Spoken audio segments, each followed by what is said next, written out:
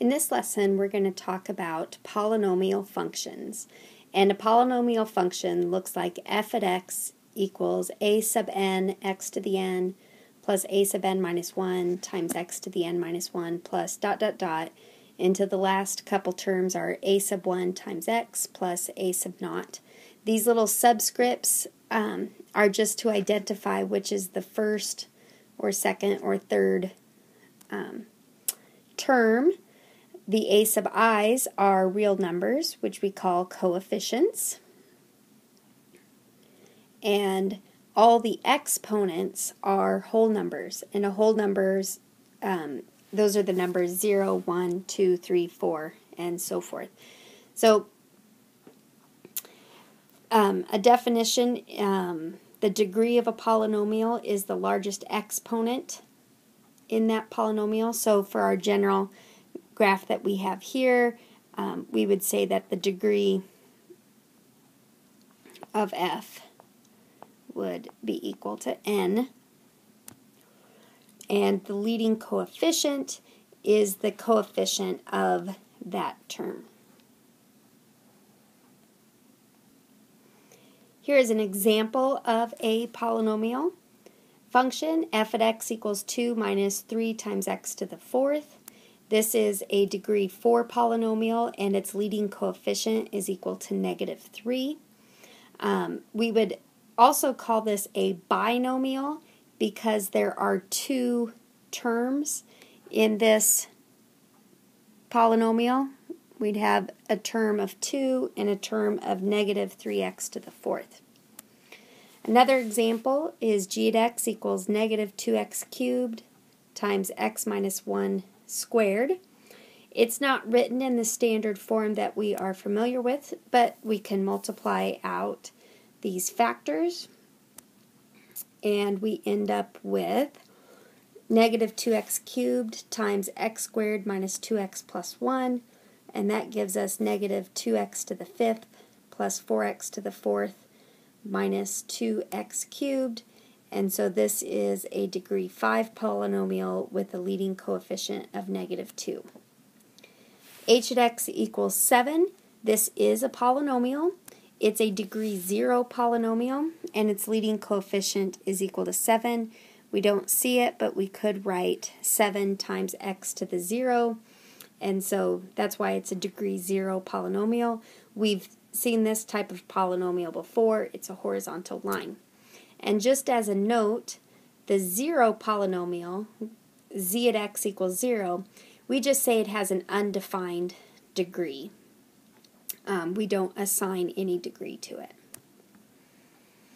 So one special group of polynomial functions are the power functions, and they are a single term, a times x to the n, where n is 1 or bigger, and a is the coefficient.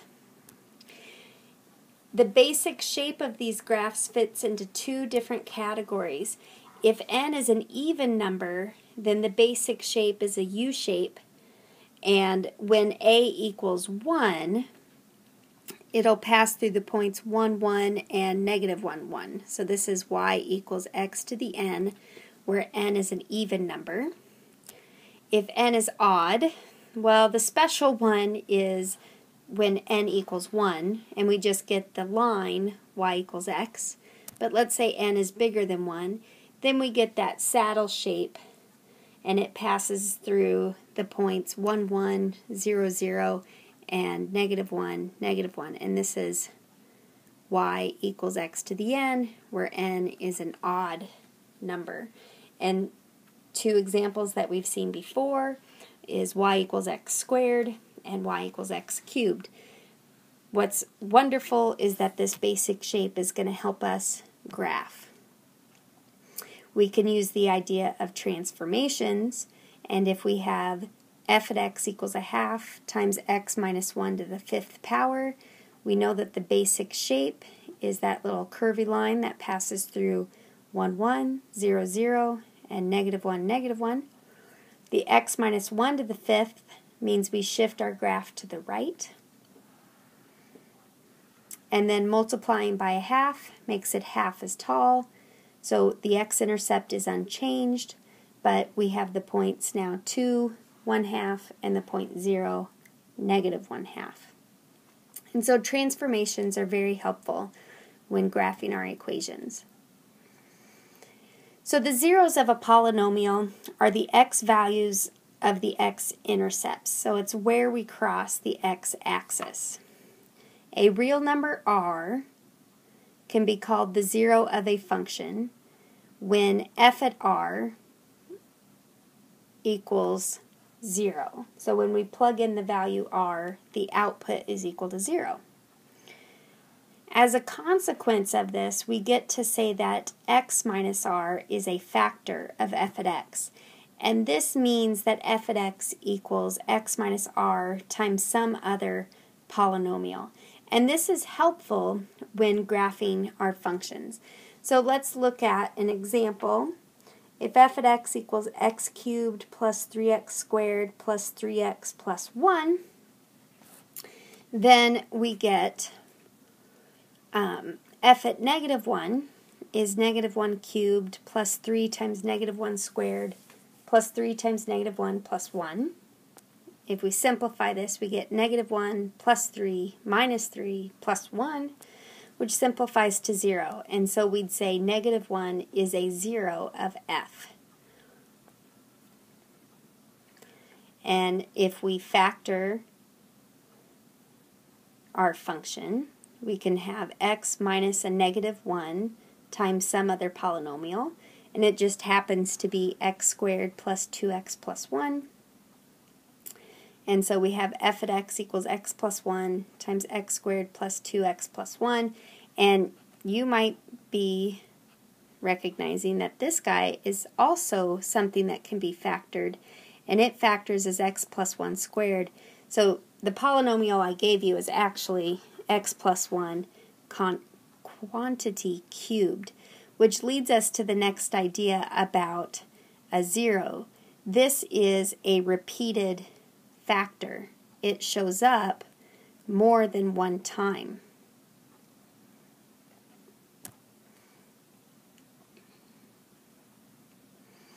So we're going to get to the point where we're going to graph a polynomial, but let's first build a polynomial. So let's find a degree 3 polynomial with zeros at -3, 2, and 5. So that means x minus a -3, x minus 2, and x minus 5 are factors. And so we could say f at x equals a times x plus 3 times x minus 2 times x minus 5. If we multiply that out, we get a times x cubed minus 4x squared minus 11x plus 30.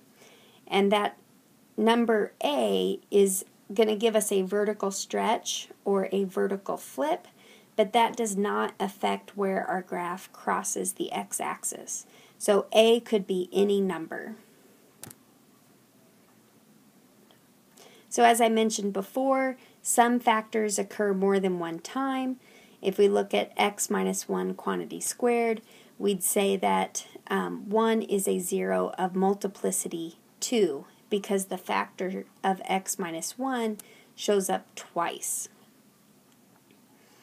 If we look at a new function, g at x equals 5 times x minus 2 times x plus 3 squared times x minus a half to the 4th power, we'd say 2 is a 0 of multiplicity 1, -3 is a 0 of multiplicity 2, and a half is a 0 of multiplicity 4. And we're going to use this information to graph the function. So we know that we have x-intercepts at the point -3, 0, 1/2, 0, and 2, 0. We can find the y-intercept by plugging in x equals 0, and we find that the y-intercept is the point 0, -5.625. Need an extra 2 in there. To just make a rough sketch, we're going to determine where g is positive or negative. we know the 3 places where it crosses the x-axis, and so it can't cross anywhere else. And since a polynomial has a smooth continuous graph, we know that we can't jump from the top of the x-axis below unless we go between one of these x-intercepts, -3, 0, positive a half 0, or 2, 0.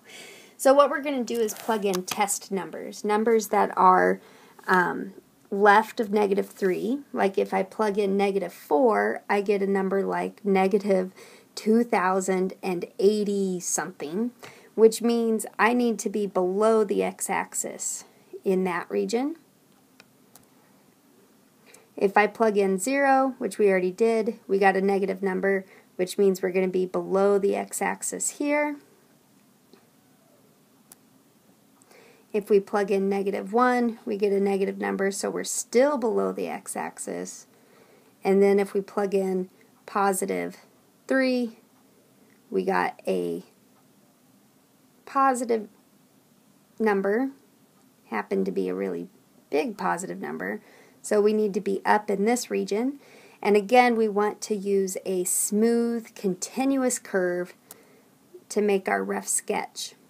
And so this is a rough idea of what the graph would look like. We'd start below the x-axis, come up and touch, dip back down to hit our y-intercept, come back up to a half 0, dip back down, and then pass through at the point 2, 0. So in general, a graph will touch the x-axis when the multiplicity of our 0 is an even number. And the graph will cross when the multiplicity of our 0 is an odd number. And so this gives us a great idea for our general graph.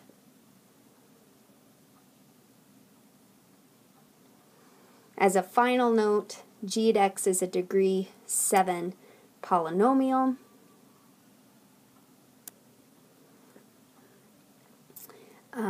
The degree of any polynomial tells us about the end behavior of a graph, and this is talking about really large values of x, or what happens to the graph if we were to just zoom out of the picture.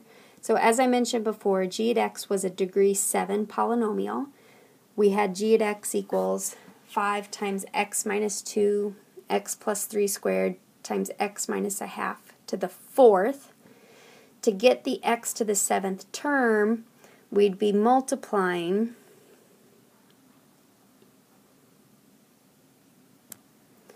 five times x times, it's going to be an x squared times an x to the 4th. And we end up with 5x to the 7th. And so this is an odd power function. And the leading coefficient is positive, so that means we do not have any vertical flips. And its basic shape starts very far negative and ends up very positive.